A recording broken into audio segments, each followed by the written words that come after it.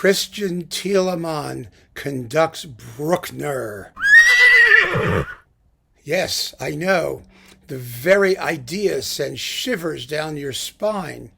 This is Dave Hurwitz, executive editor at ClassicsToday.com. Hello, friends.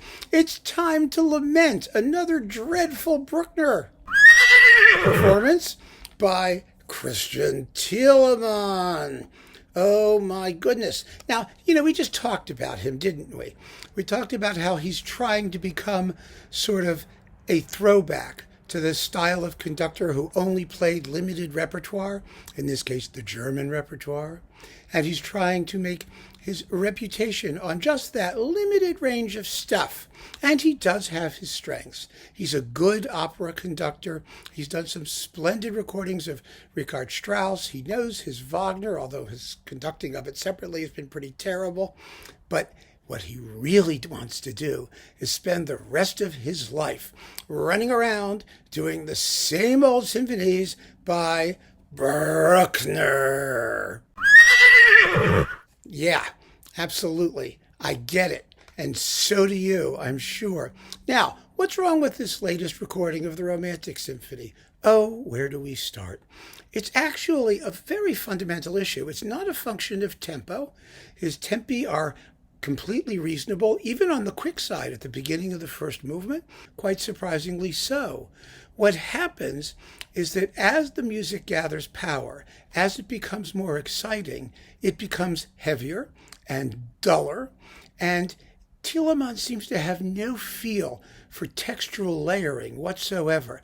He keeps the brass muted, so they're always behind the strings, which makes all of the textures congeal and sound frightfully monochrome. I mean, the very first outburst in the first movement is a case in point.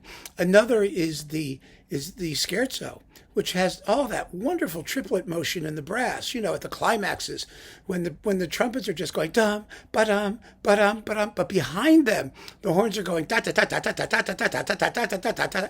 You got to hear that. You've got to hear the movement in the music. And you never do. I mean, to have a recording with the Vienna Philharmonic where you can't hear the horns is an achievement.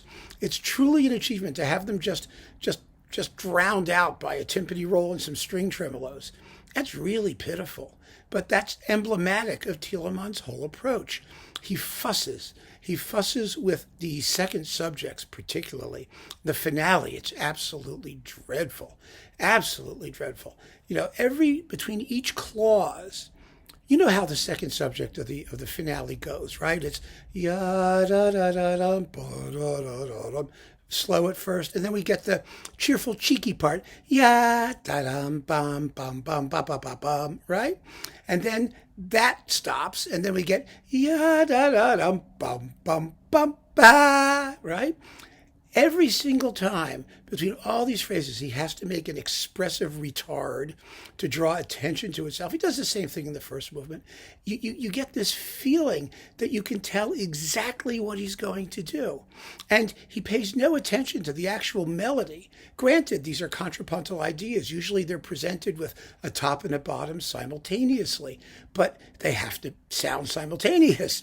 And both elements in the texture have to be characterized. They have to have some color and some life in them. His playing of these second subjects, the lyrical parts of the symphonies, is so lifeless. I mean, that makes the slow movement, the Andante, absolutely lethal. Lethal. Oh, sure. When you get to like one or two big climaxes, he finally lets it rip.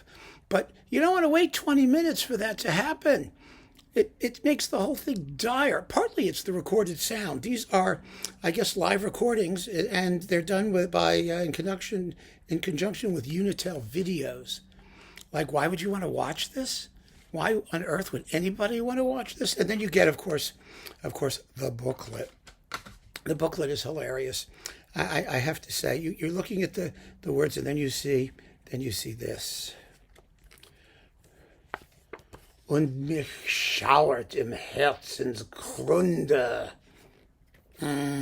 which means, and I shudder to the depths of my heart, or something like that. Let me see how they translate it. I wasn't even looking. I just saw this and went, oh my God. Oh, yes. Well, this says, and I tremble with fear in the depths of my heart, which is, I think, a little bit more dramatic than what the German is, but what the heck. It's equally stupid, no matter what language it's in. What does that mean?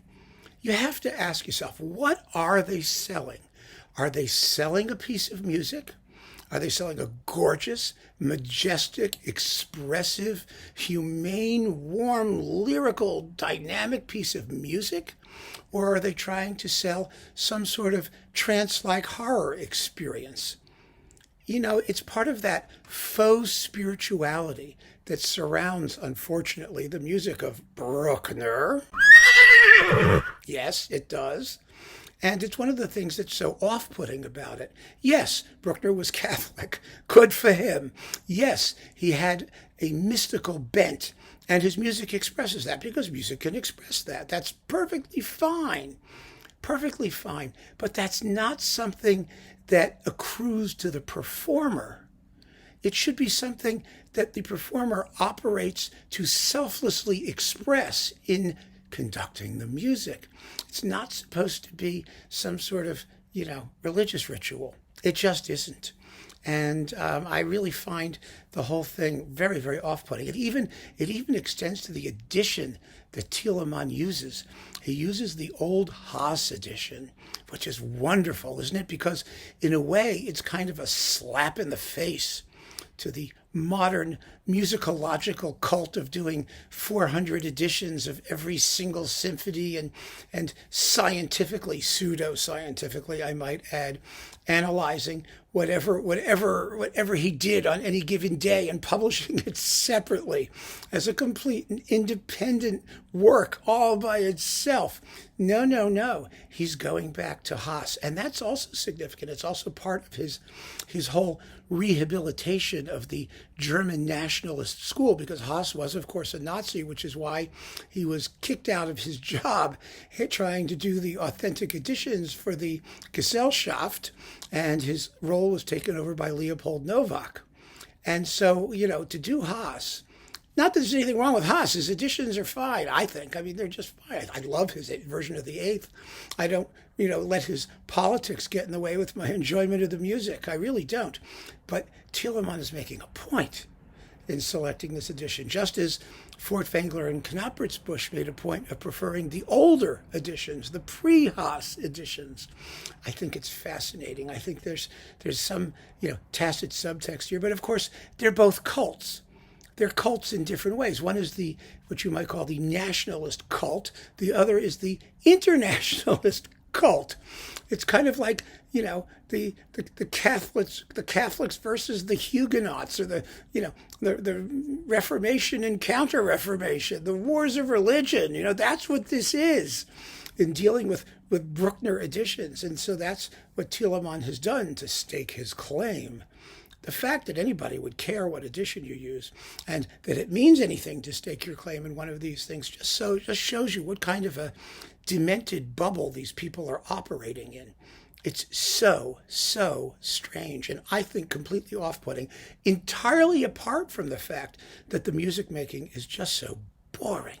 It's just so bloody dull and lifeless and flat and devoid of any kind of architectural or formal concept as to how the music is supposed to go, which is something you could never deny Furtwängler, even though the results were often a disaster in terms of, discipline and ensemble. He always knew where the music was going and how to get there.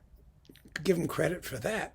So did a lot of the old German conductors, because they understood the concept of sonata form. And even though Bruckner was not really working in the sonata style as often as not, he was imbued by the same idea of goal-directed architectural form.